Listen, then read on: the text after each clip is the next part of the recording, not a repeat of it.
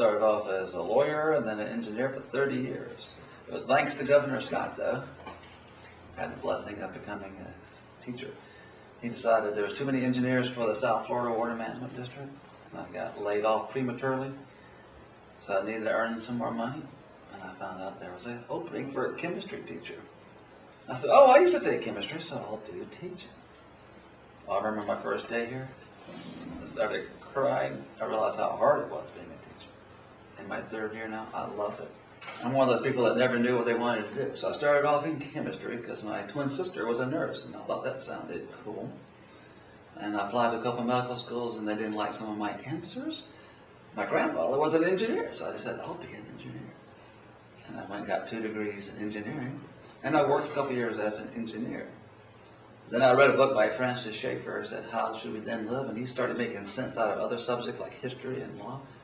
I said, oh, I'll be a lawyer. I thought this is really cool to be an engineer and a lawyer because there's not too many people.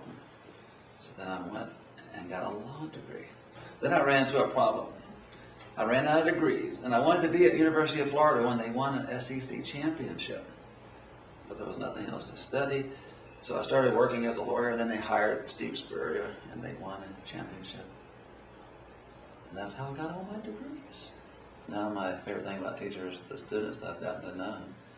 And like right now I'm teaching juniors, and I had them when I first started off as freshmen.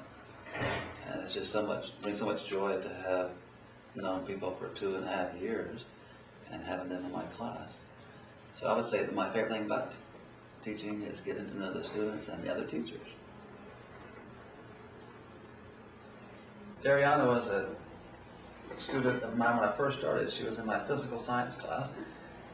And I'm the first year teacher, so I didn't know if students were supposed to be drawing in class while you're lecturing. And so I peered down to see what she was doing, and at least she wasn't writing a note to someone. She was actually drawing a beautiful picture. And so I said, well, you can continue drawing that if you're paying attention to class. Because I learned that from Sunday school and so forth, that a lot of young kids, not that she's young, but compared to me, she's a young kid, can learn better while they're drawing and listening at the same time. In fact, my youngest son became a Christian when he was drawing and listening to someone give a sermon, and then he looked up from drawing and said, I want to become a Christian. So that's why I let Ariana draw. Later on, I learned there was lots of artists at this school. This year, I've collected a whole bunch of drawings. You may see up there a lot of them. Some of them I can't understand what they are, but they're very pretty. I love basketball and Mr. Sturgis. What Mr. Sturgis were you talking about?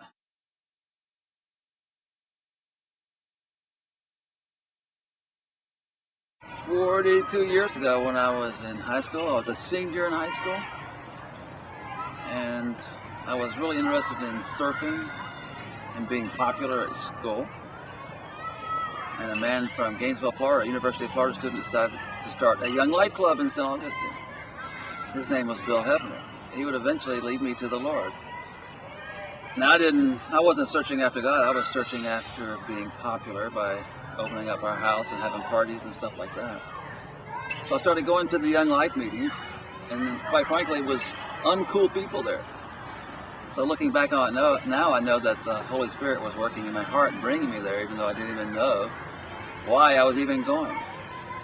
And through Young Life and many different things that this leader did, I learned about God's love for me. It was so much different than my peers. My peers loved me because we could have parties at the house, and God loved me so much that even when I was an enemy, He died for me on the cross, and that was so great news to learn about the gospel when I was in high school. And that's when I became a Christian, a senior in high school. This is my 3rd year at a Christian school, and my previous places of employment weren't Christian at all. It was government job or private companies. And so what's so exciting about working at a Christian school is actually the devotions we have at 7:30 in the morning to start the day. I mean, what a blessed way to start every day, to get together, the teachers get together for 15 minutes and have devotions and pray for things going on, pray for the students. It's very exciting. And then the support I get from the teachers and the students, it's amazing. And then to be able to sit there and teach anything I want to from a Christian worldview perspective, it's an ideal job. I can't wait for the gym to open. I'm hoping I'm still teaching here, so if I don't do anything bad and they keep me here, I'll be teaching. Now I'm 60 years old, so age-wise, I've got at least a good 7 more years of teaching before I can collect some of that federal health benefit. That's my plans. I'm going to tell you a story about crocodile hunting.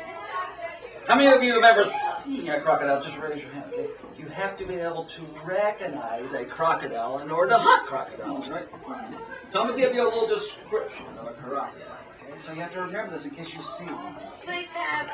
Crocodiles are long like a log, with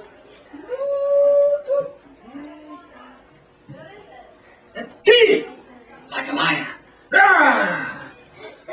You think you can get that? Yeah. So crocodiles are long like a log. Teeth like a lion. It's a real short story, like I said. Was it a good short story? Yeah.